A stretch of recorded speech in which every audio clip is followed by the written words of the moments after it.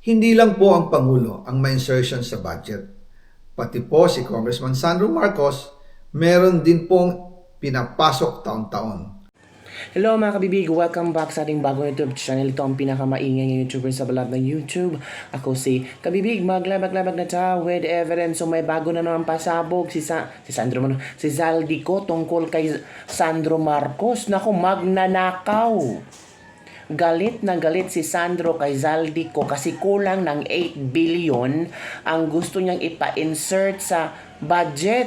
Every year pala, taon-taon, merong insertions, merong pera na makukuha si Sandro. Sabi dito ni noong 2023, merong bilyones, mga kabig. Pakinggan natin kabibig ha. Merong bilyones, ito kabibig, noong 2023, may 9.636 billion pesos para kay Sandro. Noong 2024, 20.174 billion pesos para kay Sandro. Noong 2025, meron 21.127 billion pesos para kay Sandro. Ang kabuuan na 50.938 billion pesos na insertions na yan ay para kay Sandro. Tapos itong si Sandro daw, nagalit ito kay Zaldico kasi nakalimutan or di na insert something ang bilyones, mga magkano ba yun? So galit na galit si Sandro kay Zaldi at talagang sinabihan na, sige, kung hindi mo ma-insert ang pera na yan, pakakasuhan kita, patatanggal kita sa Kongreso. Yun ang pangalawang pasabog ni Zaldico, mga kabibig. Grabe mga kabibig, windang na ngayon ang pamilyang Marcos. Ano kaya ang magiging sagot nito si Sandro? Totoo kaya ito? Bilyones, 50 bilyones from 2023 hanggang 2025. A total of 50.938 billion pesos para lang kay Sandro Marcos, mga kabibig. Nako, heto ang video ni Zaldico.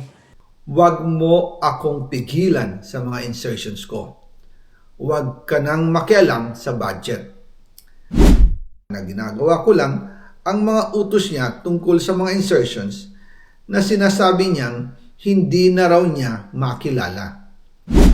Nagsabi na pinapa-insert ng mga projects ang Pangulo na worth 50 billion pesos. Naging malinaw sa akin na siya mismo ang nag-utos kila Secretary Mina Pangandaman at Yusek Adrian Bersamin ang gusto niya ng 50 billion pesos na insertion. Ngunit ang sagot ng Pangulo, humingi ka ng bago or dagdag na insertions. Bakit hindi niya agad tinanggal noon pa? Kasi mismo siya ang nagbibigay ng utos. Ako mismo ang nakasaksi at nakausap ng mga taong direktang sangkot. Hindi lang po ang Pangulo ang may insertion sa budget. Pati po si Congressman Sandro Marcos,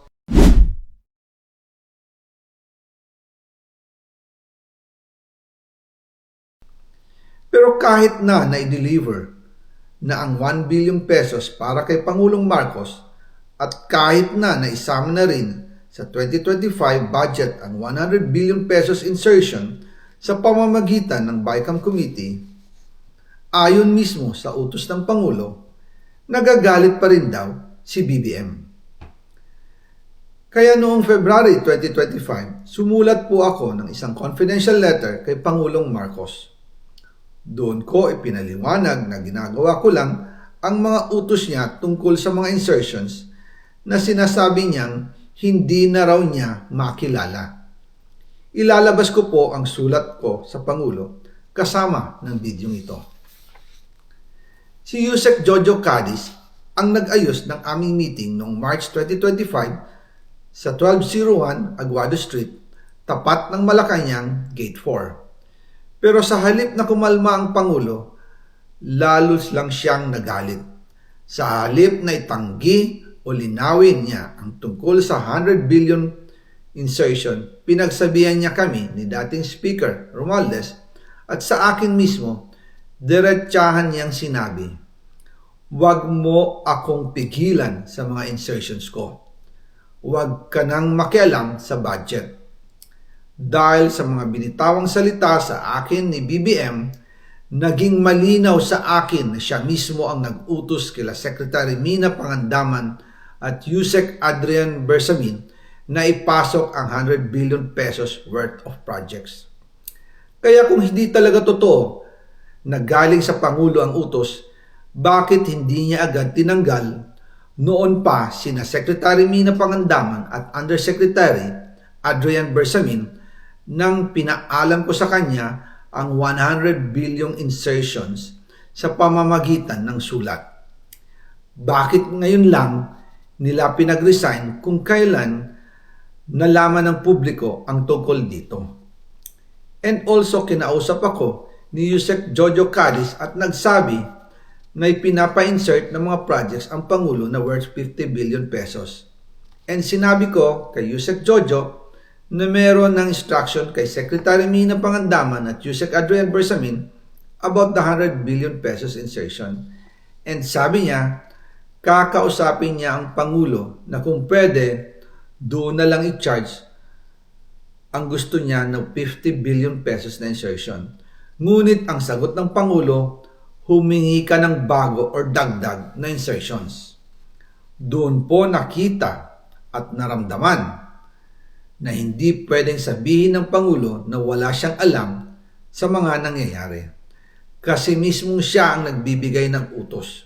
Ako mismo ang nakasaksi at nakausap ng mga taong direktang sangkot.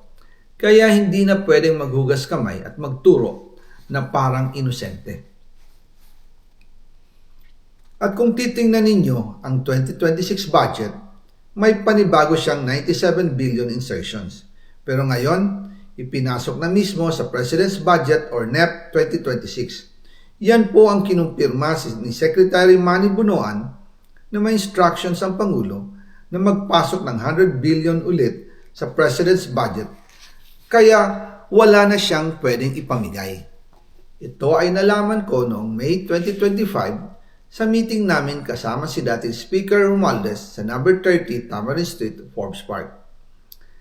Kaya nang nadiskubre ng House of Representatives ang insertion sa flood control sa 2026 budget, ibinilik namin ang DPWH NEP 2026 dahil mali na ito at panibagong flood control projects na naman.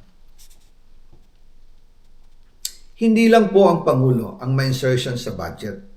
Pati po si Congressman Sandro Marcos, meron din pong pinapasok taon-taon. Noong 2023, may 9.636 billion pesos. Noong 2024, 20.174 billion pesos. At nitong 2025, 21.127 billion pesos. Lahat-lahat, ang kabuuan ay 50.938 billion pesos.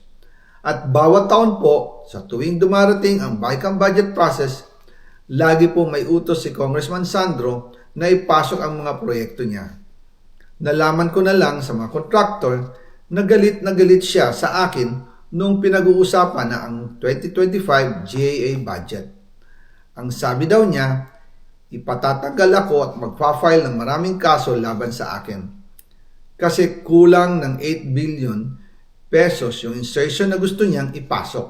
Ang dahilan daw, may mga contractor na nakapag-advance na sa kanya at dahil hindi na ipasok ang buong halaga, kailangan daw niyang magsauli sa mga yon. Para malinaw sa taong bayan, ilalabas ko po sa video na ito ang listahan ng mga proyekto na kasama sa mga insertions ni Congressman Sandro. Nako, nilantad na ni Zaldico ang mga insertions ni Sandro Marcos. 2023, dami mga kabibig. May 2024, may 2025 sa GAA. Ang dami mga kabibig, grabe. Sabi ng isang netizens, I believe on Zaldico's testimony because he is very close to Romualdez and Marcos. He is the head of Congress, right hand of Romualdez. He is fearing for his life so he speaks for the truth. Naku po. Grabe, mga kabibig, ito yung mga insertion ni Sandro. Naku, ano yan? Tama ang Batang Barza, like father, like son. Grabe, paldo-paldo si Sandro Marcos. 2023, 2024 at 2025. Grabe, nakakawindang. So, maraming inilabas na resibo ngayon si Zaldico. At paano kaya ito sasagutin ni Sandro Marcos? Paano kaya nila ito ipapaliwanag kung saan kitang-kita, mga kabibig, ang mga insertions ni Sandro Marcos, mga kabibig? Ito ang komento ng mga netizen. Una pa, ako, manang-mana talaga, from lolo to apo. Napakatalino ng Marcos talaga, kaya hindi naniwala. Mahina sabihin, sobrang talino yan dumiskarte. Kumurakot ng pera, pati anak, magnanakaw. Sabi ni Denise Cadarag. Let's go. Yung mga about impeachment ni Sara naman, tsaka pagdakip ni Digong daw ang isusunod. Na video na siguro niya lahat, sabihin niya, kaya kinakat na lang video para lang ma-explain. Ini-unti-unti ni Zaldi Marcos, ibig sabihin may part 1 o hanggang part 10 to. Bawat part may mga expose. Ngayon si Sandro Marcos na. Yan ang whistleblower. Malalaman mong lehitimo dahil may takot at galit siya. Saludo kay Congressman Zaldico. Nako, nakikita na natin ang mga produkto pero nakaw pala. Ito nasa dugo na jud ay sa Marcos Pastilan, pahawa na mo. Feeling ko nakagawa na ito ng video na ito, at kung may mangyari sa kanya ilabas video, baka patay na si Zaldico. Nako po, yan na, kumanta na naman, more evidence pa para madiin. Nako, bahala na. It's more fun and crocs in the Philippines. Nako, mga kabibig, yan na.